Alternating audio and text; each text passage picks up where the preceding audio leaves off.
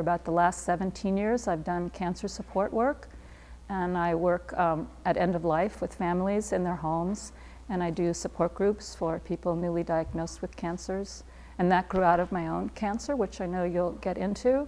But I have a postdoc, I have a PhD in communication, and I have a postdoc in attachment and bonding of very little children. So I've done a lot of service work with children that have been abused and neglected. I've done court advocacy for them in Sonoma, Napa, San Francisco. I've been president of several boards of directors of child care centers and high-risk child care centers particularly.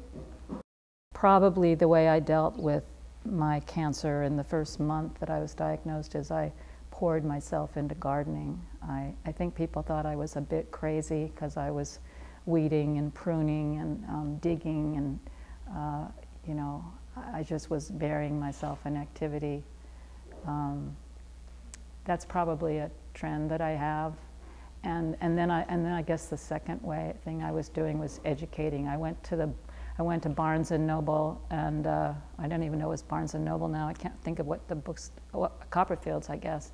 And I went to their cancer shelf, and I just literally took every book on the shelf on breast cancer, and I bought it. I didn't read some of them, and I hated some of them, but it felt like ammunition to be able to have every book that was there. So in some ways, you asked the question, how did I deal with it emotionally? I probably didn't deal with it so much emotionally. I buried myself in work and education, so I dealt with it more cognitively and intellectually than I did emotionally. I think in terms of crying, well, that isn't true. So that's one thing I would do, and then I would find myself like at 4 a.m. in the morning, waking up sobbing and shaking and not even knowing that I'd been sobbing or shaking. So my husband would hold me. There's 3 things that you can do when you have a mastectomy.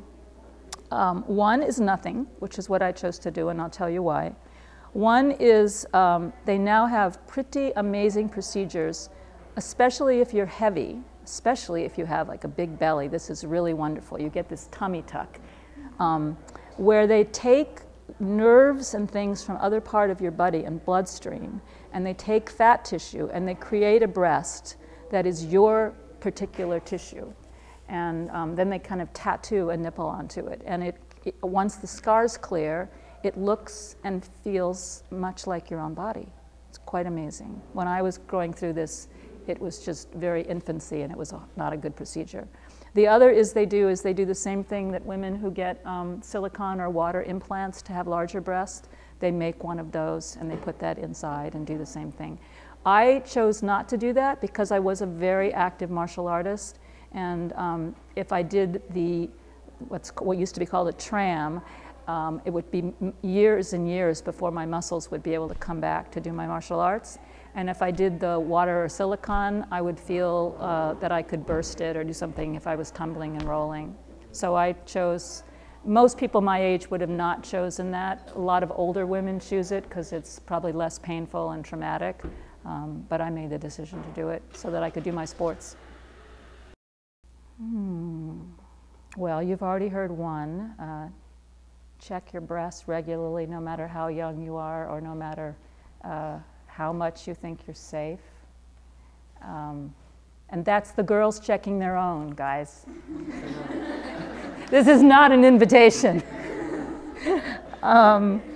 I've never spoken to a mixed group before. This is definitely, I'm having to kind of block out that I'm speaking to guys as well, or to try to imagine. If I had been sitting in a class when I was your age, listening to this, I would be going, oh my God!